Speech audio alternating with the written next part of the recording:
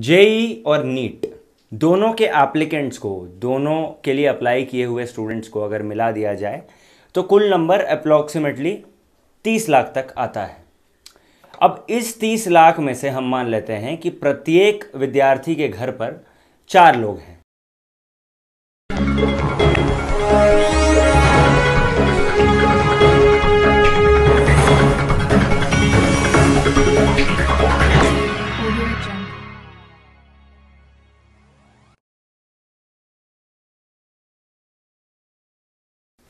नमस्कार।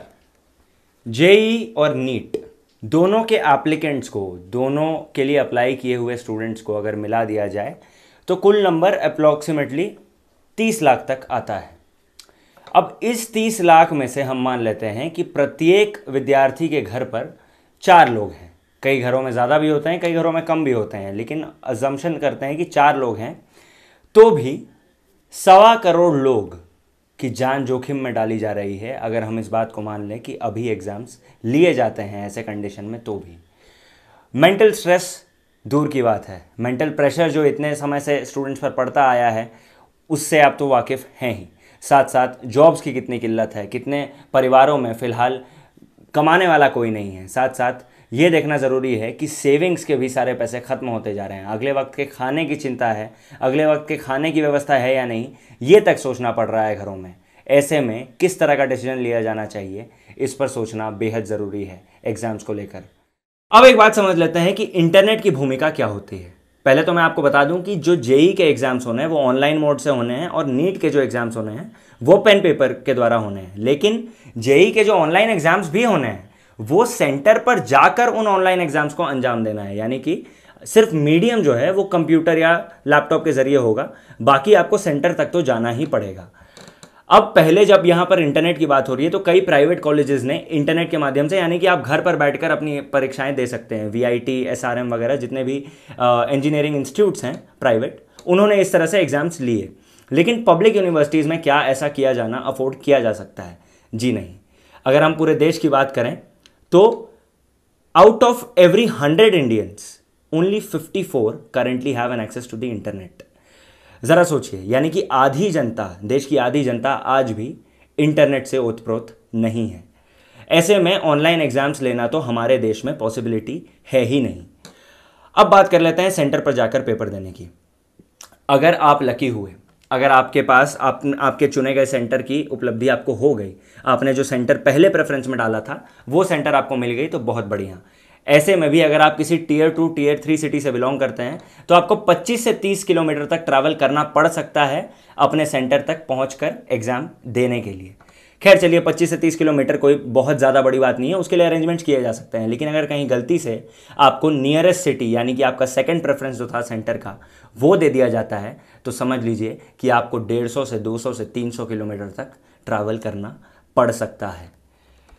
अब अगर आप फिलहाल ये वीडियो बिना किसी इंटरनेट लैग के अपने घर पर एसी में या पंखे के नीचे बैठकर पक्के मकान में देख रहे हैं तो शायद आप इस बात को नहीं समझ पाएं कि आखिरकार ट्रैवल करना या उस जगह तक पहुंचने में क्या तकलीफ आ सकती है, कितनी चीज़ें इसमें जुड़ जाती हैं।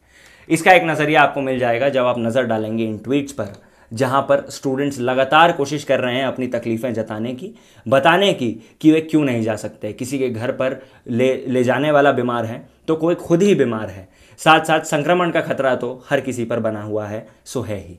हज़ारों ट्वीट्स आपको मिल जाएंगे अगर आप देखने की कोशिश करें, मेल्स मिल जाएंगे जहां पर स्टूडेंट्स लगातार अपनी तकलीफ जाहिर करने की कोशिश कर रहे हैं, बताने की कोशिश कर रहे हैं कि किन किन दिक्कतों की वजह से फिलहाल एग्जाम्स को पोस्टपोन करना ज़रूरी है या कोई ऑल्टरनेट एक्शन लेना ज़रूरी है।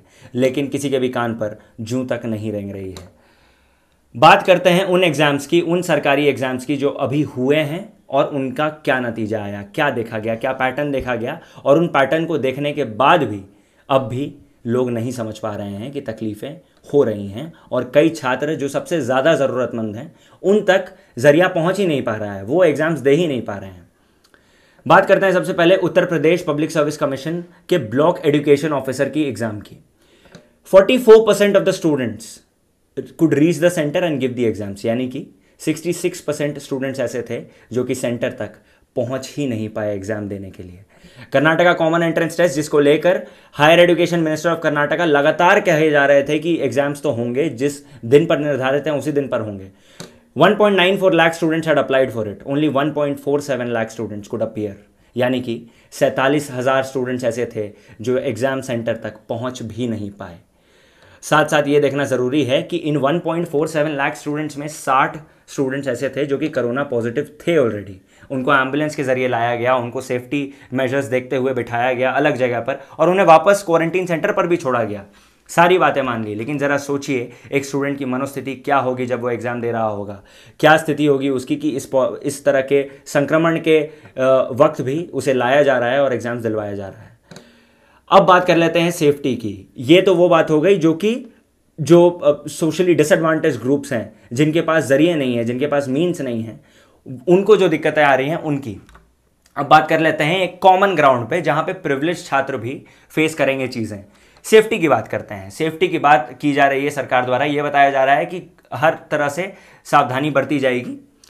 लेकिन अगर ऐसा है तो आज जब कॉमेड के एग्जाम्स हुए, कई इंजीनियरिंग छात्र जाकर कॉमेड के एग्जाम्स देकर आए, जो बातें मुझे पता चली अलग अलग राज्यों के स्टूडेंट से वो ये है कि सेंटर में घुसने वक्त तो चीज़ें सावधानी बरती गई, लोगों को सही से बिठाया भी गया, लेकिन जैसे ही एग्ज़ाम ख़त्म हुई अफरा तफरी मच गई। बाहर निकलने पर भी ऑटो रिक्शा वालों की और सारे पेरेंट्स की भीड़ जमा हो गई पूरी तरह से, जिसे काबू में करना मुश्किल था और कहीं ना कहीं जो कर्मचारी थे वो ऐसा करने में सक्षम नहीं भी थे। खैर, तकलीफ़ एग्ज़ाम से नहीं है, तकलीफ़ हालात से है। तकलीफ़ इस बात से है कि फ़िलहाल वो मेजर्स नहीं लिए जा रहे हैं जिसके ज़रिए एग्ज़ाम्स की पॉसिबिलिटी नज़र आ रही हो। जो आर्ग्यूमेंट हमारी सरकार पेश कर रही है, यानी कि हमारे जो एजुकेशन मिनिस्टर श्री पोखरियाल है वो पेश कर रहे हैं, या हमारे सॉलिसिटर जनरल जो हैं तो मिस्टर तुषार मेहता वो पेश कर रहे हैं, या फिर जो आर्ग्यूमेंट्स पेश की जा रही है एनटीए द्वारा, उन सारे आर्ग्यूमेंट्स की वैधता अगर आप कंपेयर करें स्टूडेंट्स की प्रॉब्लम से तो आप समझ जाएंगे कि बात कुछ और है और उन्हें उसे बताया कुछ और जा रहा है। सेंटर हो, जस्टिस मिश्रा हो, सॉलिसिटर जनरल हो, 2-3 आर्ग्यूमेंट्स ही पेश कर रहे हैं।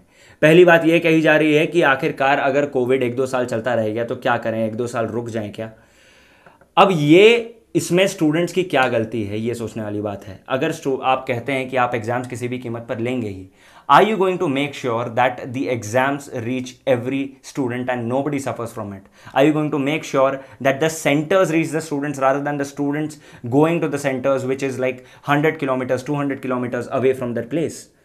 ऐसे के लिए आपको कुछ प्रावधान लाने पड़ेंगे, आपको कुछ अकाउंटेबिलिटी सौंपनी होगी सुप्रीम कोर्ट को, सेंटर की ओर या फिर एनटीए की ओर, लेकिन वो चीज़ करती हुई नज़र नहीं आ रही है। दूसरा आर्ग्यूमेंट जो पेश किया जा रहा है वो ये है कि ये बच्चों के एकेडमिक इंटरेस्ट के लिए है। किन बच्चों की बात की जा रही है यहाँ पर? मैंने आपको ऊपर कुछ उदाहरण दिए, ज़रा सोचिए। जिन स्टूडेंट्स की यहाँ पर बात की जा रही है, जिन स्टूडेंट्स के एकेडमिक इंटरेस्ट की बात की जा रही है, वो हमारे सोसाइटी के प्रिविलेज सेक्शन है। एक तरफ नेशनल एजुकेशन पॉलिसी में बात होती है कि सोशल डिस्पैरिटी को कम किया जाए, सोशली डिसएडवांटेज ग्रुप्स की अपलिफ्टमेंट की जाए एजुकेशन के मामले में, और दूसरी तरफ यहाँ पर जो तकरीबन 90 से 95% स्टूडेंट्स हैं जो कि उतने प्रिविलेज नहीं हैं, जो कि उस तरह का हायर एजुकेशन अटेन नहीं कर पाते, जिनके लिए सेंटर तक पहुँचना भी पॉसिबल नहीं है एग्जाम देने के लिए, उनकी कंसिडरेशन ली ही नहीं जा रही है। सोचना ज़रूरी है कि क्या केवल कुछ छात्रों की एकेडमिक इंटरेस्ट के कारण पूरी की पूरी स्टूडेंट कम्युनिटी की सेफ्टी को दांव पर लगाना सही होगा? क्या अगर आधे से ज़्यादा स्टूडेंट्स एग्जाम्स नहीं दे पाते हैं तो उन्हें कोई ऑल्टरनेटिव ऑप्शन दिया जाएगा? जी नहीं, केवल अपना उल्लू सीधा करने की बात की जा रही है हर तरीके से। छात्र एग्जाम देने से नहीं डरते, इस बात को समझना बेहद ज़रूरी है। ये समझना ज़रूरी है कि अगर आप सेफ्टी की पूरी ध्यान रखें, अगर आप लिखित रूप से दें कि ट्रांसपोर्टेशन की सुविधा उपलब्ध कराई जाएगी, या फिर ये कह दें कि आप सेंटर्स को स्टूडेंट्स तक पहुंचाएंगे और अगर किसी भी तरह का कोई भी दिक्कत आती है, पहले तो सेंटर्स बढ़ाएंगे, नंबर ऑफ सेंटर्स को बढ़ाया जाए, और साथ साथ अगर कोई भी छात्र जो है वो सफ़र करता है तो उसकी जवाबदेही जो है वो सरकार की होगी, उसकी जवाबदेही एनटीए की होगी। अगर आप ऐसे हालात में एग्जाम्स लेना चाहते हैं तो ये सारी चीज़ें अगर राइटिंग में दे दी जाएं तो आप बेशक एग्जाम्स लें, उसमें कोई तकलीफ नहीं है। एक और बात जो कही जा रही है, जस्टिस मिश्रा ने भी इसका जिक्र किया, सॉलिसिटर जनरल ने भी इसका जिक्र किया कि आखिरकार अगर कोविड 1-2 साल चलता रह गया तो क्या आप 1-2 साल का नुकसान करना अफोर्ड कर सकते हैं, या 1-2 साल चीज़ों को रोक कर रखें? तो यहां पर एक बात सीधे सीधे आती है कि क्या ये शब्द प्रधानमंत्री के भाषण के विरुद्ध नहीं जा रहे हैं? क्योंकि प्रधानमंत्री के भाषण को अगर आप सुने जो उन्होंने इंडिपेंडेंस डे के दिन दिया, तो उसमें साफ शब्दों में यही कहा है कि वैक्सीन बहुत जल्द आने वाली है। तो अगर वैक्सीन जल्द आने वाली है तो क्या एग्जाम्स को पोस्टपोन करना इतना मुश्किल है? ऑलरेडी सितंबर तक हम पहुंच चुके हैं कहीं ना कहीं। तो ऐसे भी अगर देखा जाए तो अक्टूबर नवंबर के पहले क्लासेस शुरू नहीं किए जा सकते। ऐसे में क्या एग्जाम्स लेना फिलहाल इतना ज़रूरी है? अगर लिखित रूप से जिन बातों को मैंने आपके सामने व्यक्त किया वो चीज़ें की जाए तो एग्जाम्स बेशक लीजिए। बस इतनी सी बात है कि एक तो अकाउंटेबिलिटी हम ड्राइव करें एनटीए की ओर, दूसरी हम करें सरकार की ओर, और साथ साथ उन सोशल मीडिया इन्फ्लुएंसर्स और जर्नलिस्ट के ऊपर भी जिन पर हम ज़रूरत से ज़्यादा भरोसा करते हैं, जिन पर हम भरोसा तो जताते हैं लेकिन ऐसे वक्त पर जब उनसे अकाउंटेबिलिटी की डिमांड की जानी चाहिए, जब पूछना चाहिए कि आखिरकार आप इस पर वीडियोस क्यों नहीं बना रहे हो, जब हमें स्टूडेंट कम्युनिटी के लिए स्टैंड लेना चाहिए, वो चाहे किसी भी ज़रिए से हो, तो हम ऐसा क्यों नहीं कर पा रहे हैं? ज़रा सोचिए इस बारे में। उम्मीद करता हूँ कि आप मेरी बातों को समझ पाए होंगे। धन्यवाद।